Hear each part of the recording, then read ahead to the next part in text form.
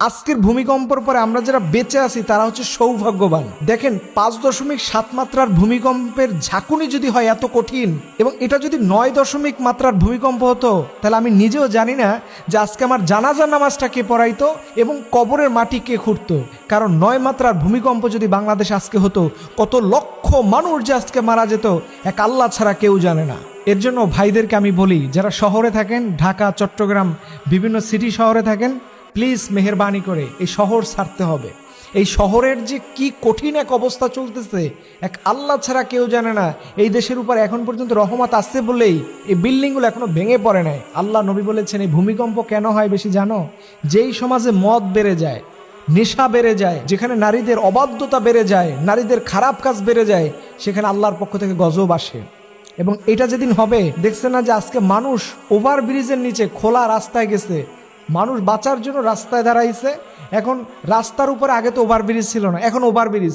মানুষ চিন্তা করতেছে যে ওভারব্রিজ ভাঙা গায়ে না পড়ে। আল্লাহ একবার। কত বিশ্ববিদ্যালয়ের ছাত্ররা 4তলা 5তলা, গার্মেন্টসের কর্মীরা এই ভূমিকম্পের ভয়ে নামতে গিয়ে তাদের কতজনের পা যে ভেঙে গেছে, কতজন মোবাইল রেখে যে পালিয়ে গেছে, এটা কোনো হিসাব নাই। আল্লাহ একবার। কি কঠিন একটা সময় আমাদের জন্য আসতেছে। আল্লাহ বলছে, ইযা যুলজিলাতিল আরদু জিলজালাহা ওয়া আখরাজাতিল আরদু আথকালাহা। যেদিন এই পৃথিবীকে আল্লাহ ঝাঁকিয়ে দিবেন, ভূমিকম্পের এই তীব্রতায় পৃথিবী সব উপড়ে ফেলবে। এই যে পৃথিবীর উপরে বিল্ডিংগুলো দাঁড়ায় আছে, এই বিল্ডিংগুলো সব উপড়ে ফেলবে। আল্লাহ একবার। সেদিন ভয়াবহ একটা অবস্থা হবে। এই ভয়াবহ অবস্থা থেকে আপনাকে আমাকে যদি বাঁচাইতে চান, তাহলে অবশ্যই আপনাকে কোরআনের দিকে আসতে হবে।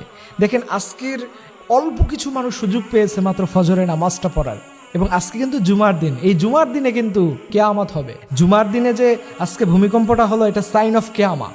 এর জন্য আমাদেরকে বাঁচাতে হবে। আমরা আল্লাহর সামনে কি নিয়ে দাঁড়াবো যে আল্লাহ আপনি আমাকে মাফ করে দেন? এর জন্য এখন থেকে যতটুকু সময় পাবো আমরা যেন 5 ওয়াক্ত নামাজ জামাতের সাথে পড়ি, ইসলামের সাথে সম্পর্ক রাখি, কোরআনের সাথে সম্পর্ক রাখি।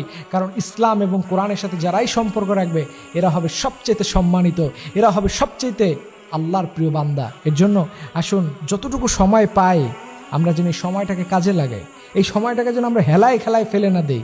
কারণ আল্লাহর পক্ষ থেকে নেয়ামত হচ্ছে সময়। আল্লাহ কোরআনে বলছে, ওয়াল আসর ইন্নাল ইনসানা লাফি খুসর।